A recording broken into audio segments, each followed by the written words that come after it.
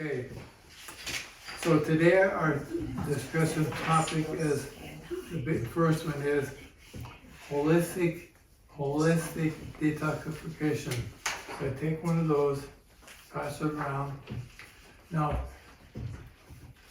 for those of you who have the book, when I say holistic detoxification, I'm talking about the whole triangle: mental, emotional, structural, chemical. On page 27 in the book, the concept of the whole body working together as a single, synchronous, functional entity designed by God. That's why I call it healing by divine design. The body is made to heal itself. The body is designed to cleanse itself. Yeah, and today we're going to talk about some of the ways that it does that automatically, and some of the things that you can do to help the body detoxify. We've already talked about a couple of them: the foot patches and the soak in your feet. Now, I had a patient tell me last week that she and her husband and sister did a cleanse, a detox cleanse. I asked, so what does that mean? Did you just repent? Did you forgive everybody? She thought I was fooling around. No, they did a chemical cleanse. So they didn't eat any bread, they didn't eat any sugar, they ate less meat. So that in their mind, a detoxification was starvation, not fitting garbage in. Let me give you a tip. The body is designed by God to detoxify itself. Every time you breathe, your lungs put out toxin. If you're breathing properly, have good motion in the chest, the lungs will put out about 70% of all toxin that leave your body. If you're dehydrated, less. Your kidneys work as kind of the final cleaners of the blood. They work with the lungs. The kidneys work better when they have more water in the body. I did a fellow a few minutes ago from Rexburg, brought me his blood test. The blood test showed that his kidneys were working very, very hard, mostly because of lack of water. You think it's the other way around. More water, less work. Less water, more work. When the kidneys clean the blood, they take everything out and then put back in what's needed. So dehydration is a big deal, and you all know that. You know, somebody goes to a hospital, they plug them in and put water and salt in them to hydrate them. So when I talk about holistic detoxification, I like to start at the top. At the peak of the triangle is spiritual. That's where you forgive. I'm going to give you an affirmation. You can write it down if you'd like. The concept is very valuable. If you repeat the affirmation over and over and over for about 21 days, your subconscious will finally buy it. When the subconscious buys it, then the spirit relaxes. The affirmation is, I now forgive everyone who's ever offended or hurt me in any way, period. The next affirmation is for you. I now forgive myself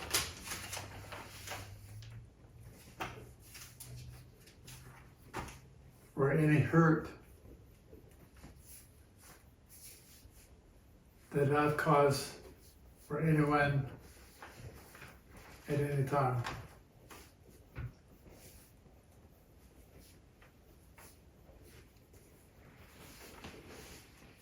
Yesterday in class, one of my students was a former state president, and he said that one is most important, forgiving self.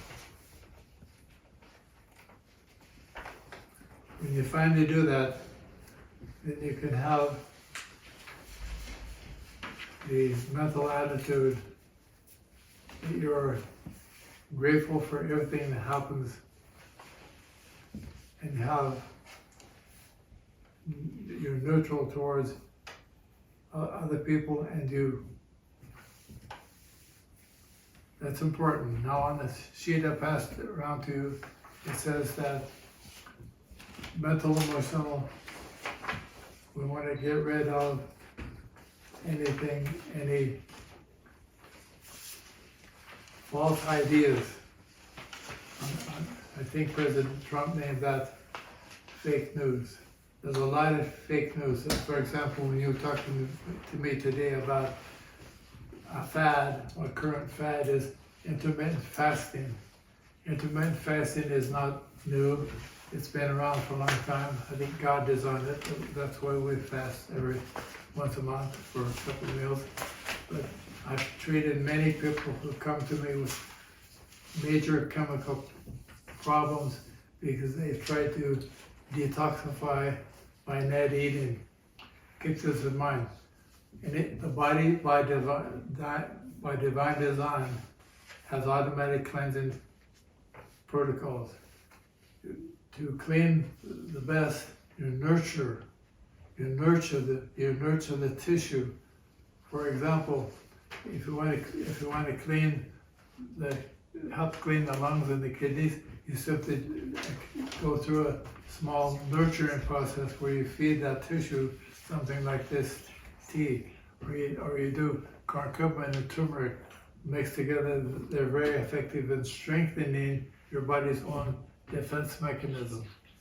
One of the best things you can do nutritionally, seasonally, is be in harmony with foods in the season. By divine design, God made fruits to clean as a general rule. Fruits clean.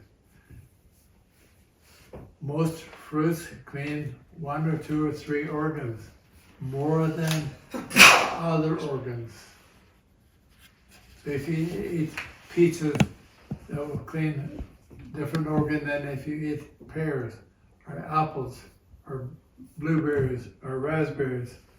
You eat a lot of them when the season is current. I've forgiven my mother many times for sins, and one of her sins, we would drive to Utah and buy peaches. Then she would sit with her shotgun to protect them so that she could take them home and put them in bottles with sugar and save them until January to eat. And my body said, steal peaches. Eat them now. My innate intelligence said, eat them now. Now I have a son who lives in Grand Junction, and he buys boxes of peaches and sits them out, and the kids eat them.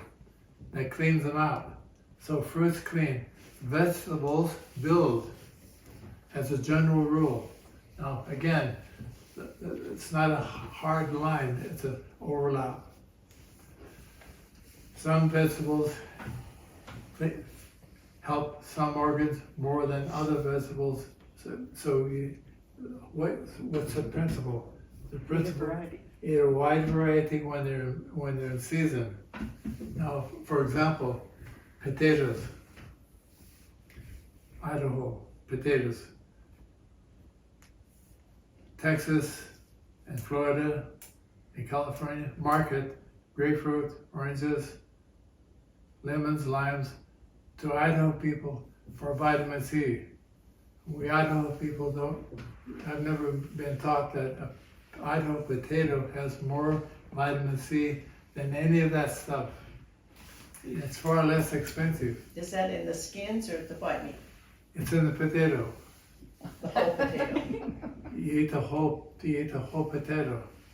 Now, when is potato season in Idaho? In the fall. All year.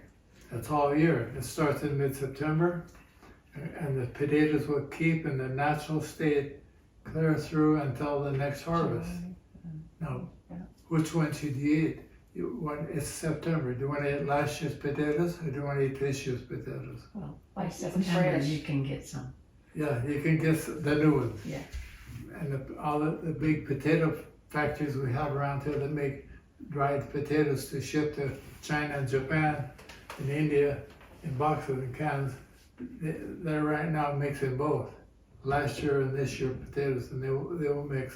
But for you and I, eat the ones that are most fresh.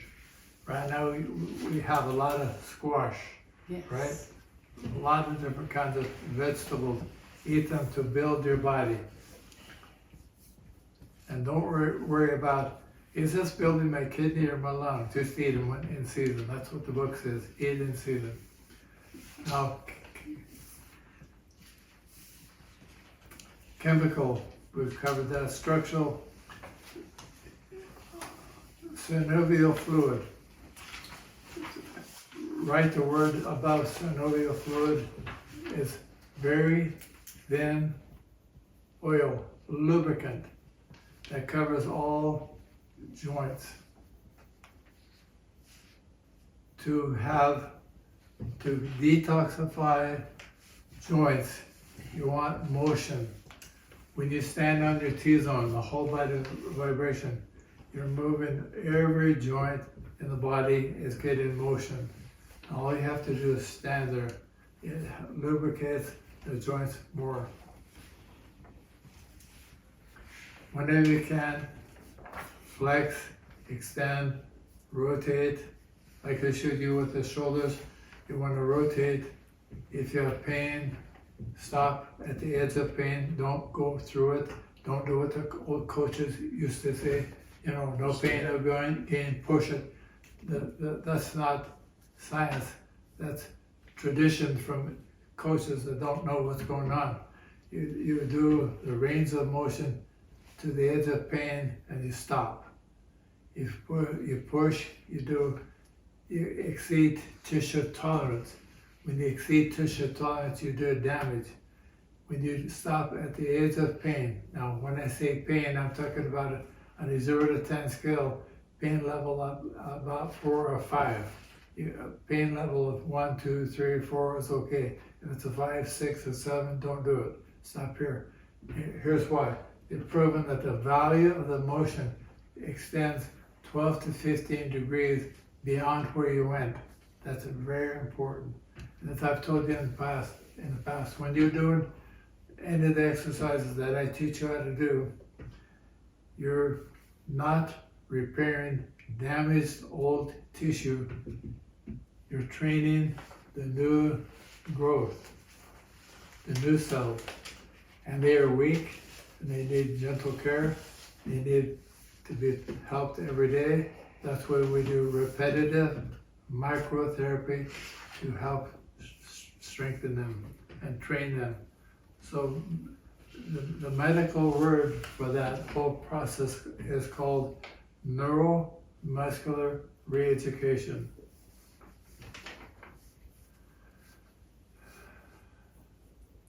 If you want to further detoxify muscles and joints, you alternate temperature when you're in the bathtub or the shower.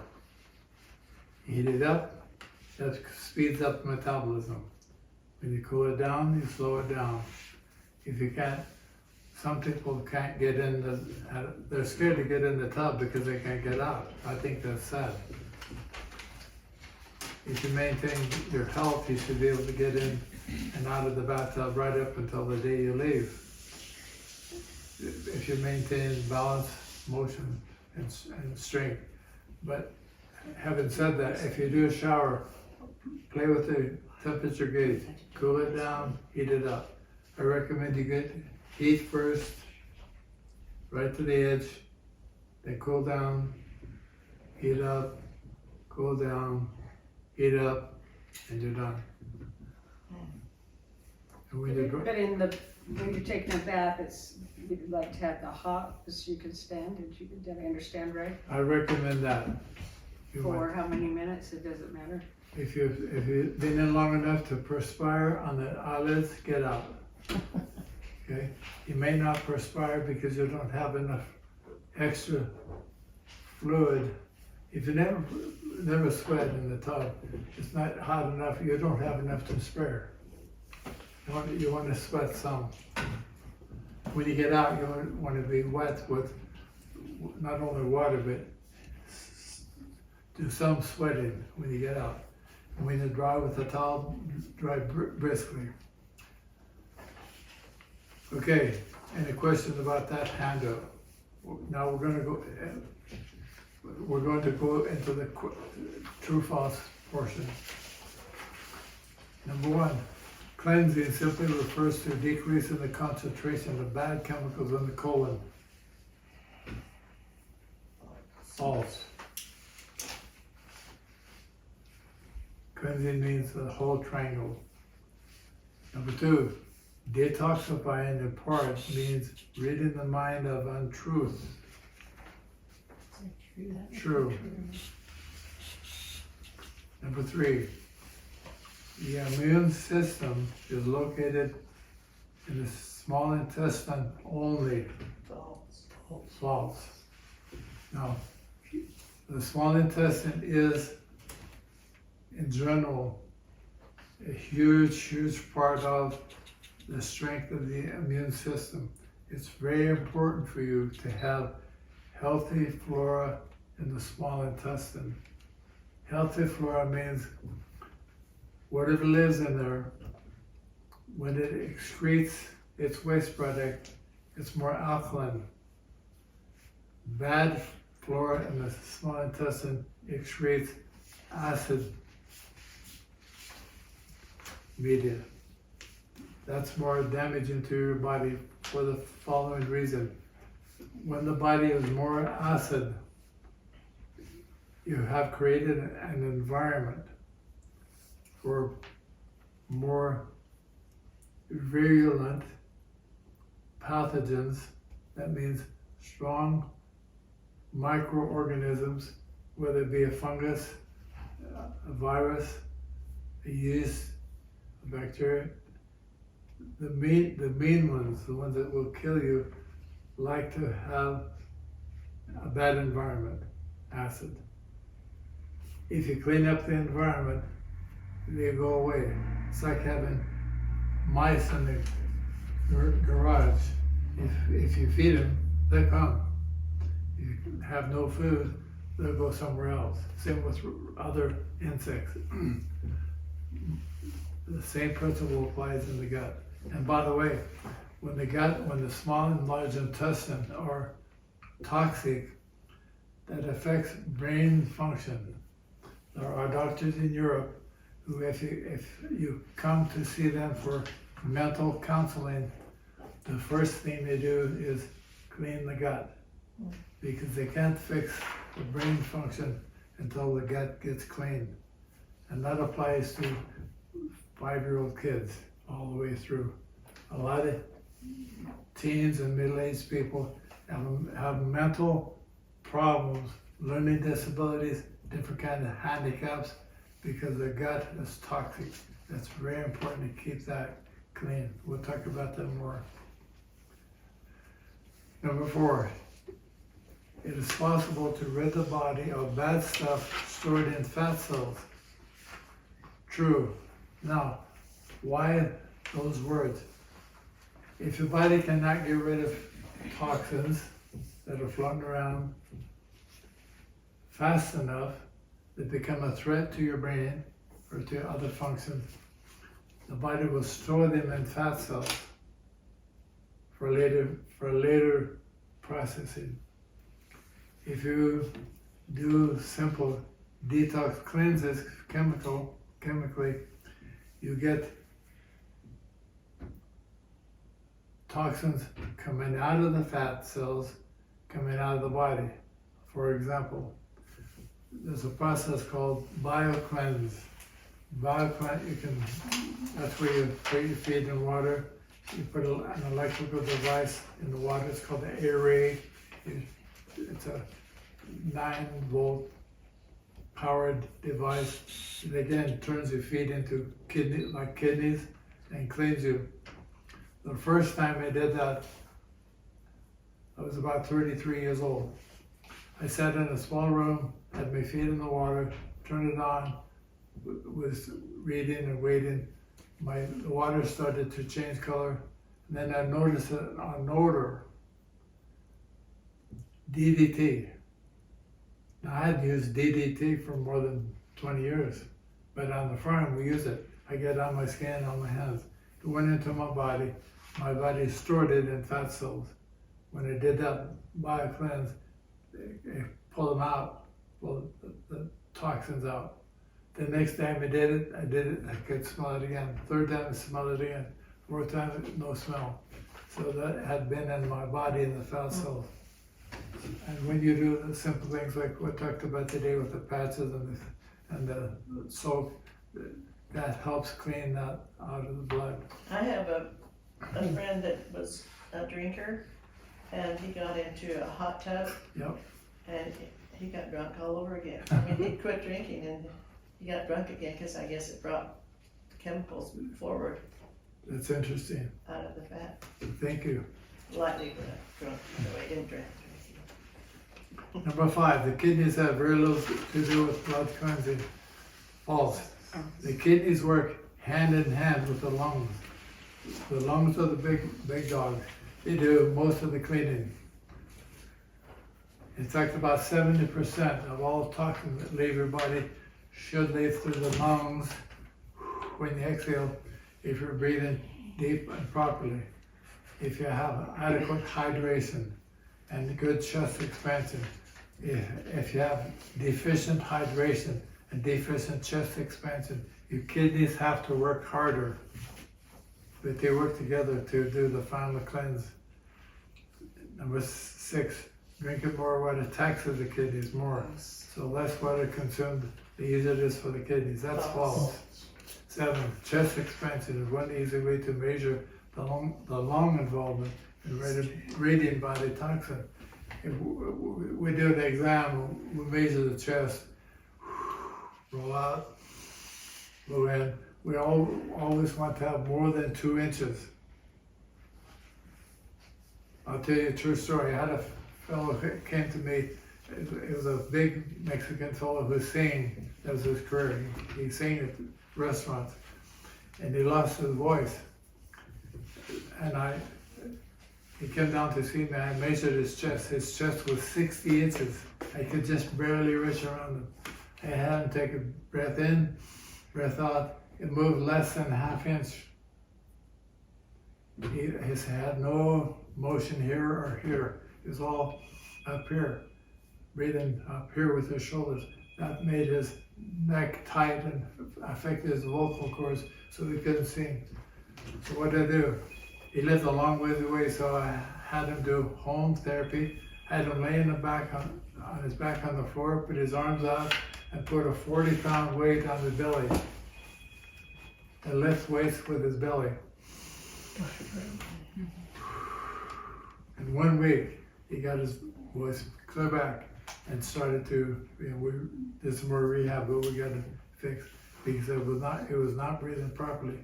Now, sometimes people say, well, I'm skinny, I can't have a big chest expansion. The biggest chest expansion I've ever seen was on another patient from San Francisco. He was an opera singer. He weighed 125 pounds. I put the tape around and said, take a deep breath. I got almost 5 inches on this little skinny guy. He was a very good singer. He had developed that motion and no toxin. I have a question on oxygen Yes. and breathing. Yep. I have a friend who's got heart problems, and his blood oxygen level went down into the 80s, That's bad. and he's a mouth breather. And the doctor told him he had to breathe through his nose and exhale out of his mouth. And so breathing through the nose has something to do with oxygenating the body, right? Yes, it does. Rather than the mouth.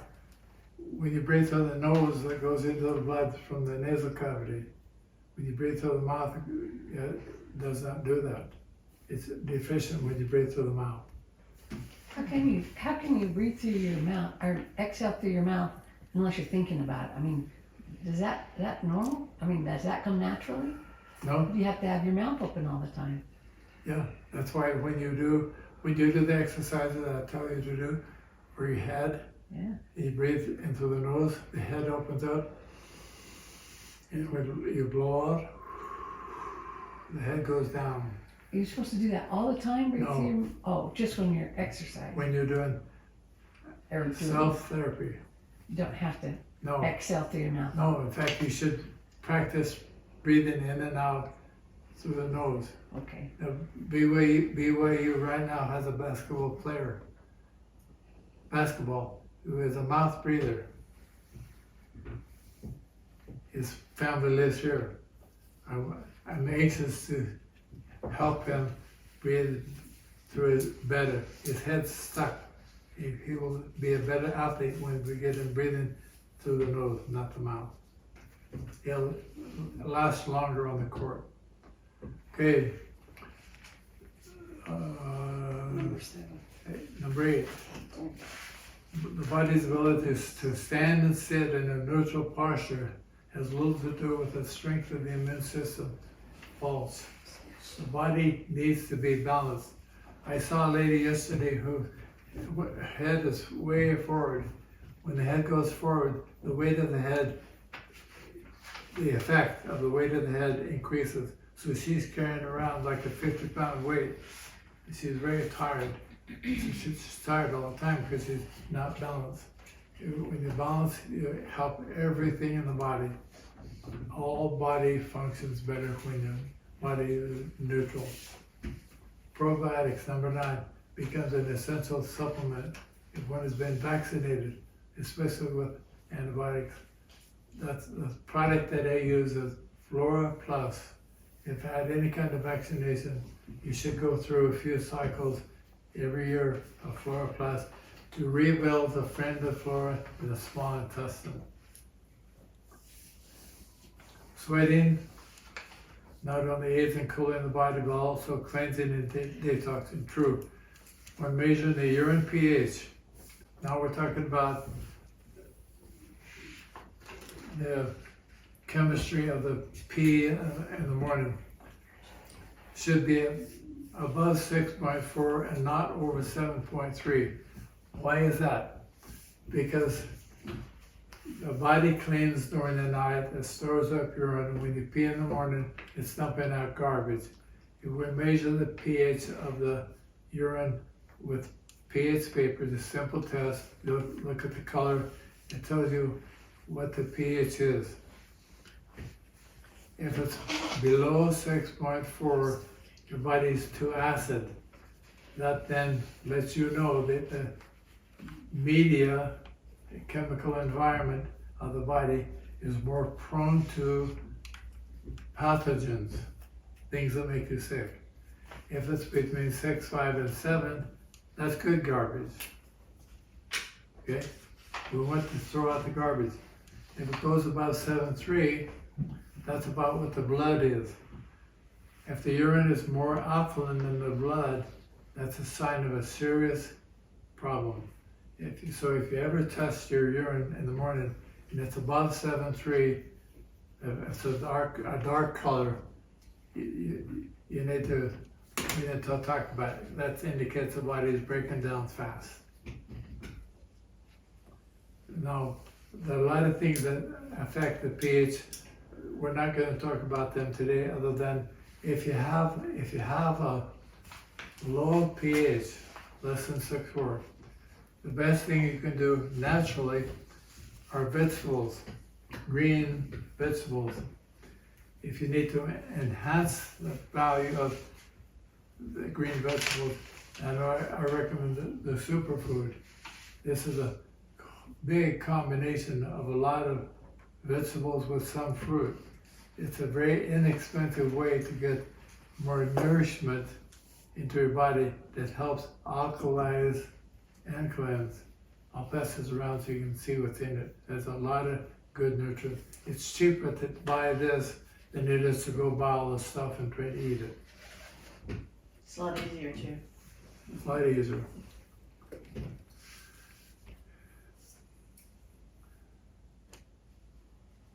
Number 12, the consumption of green vegetables is a practical way to strengthen general chemical immunity. True.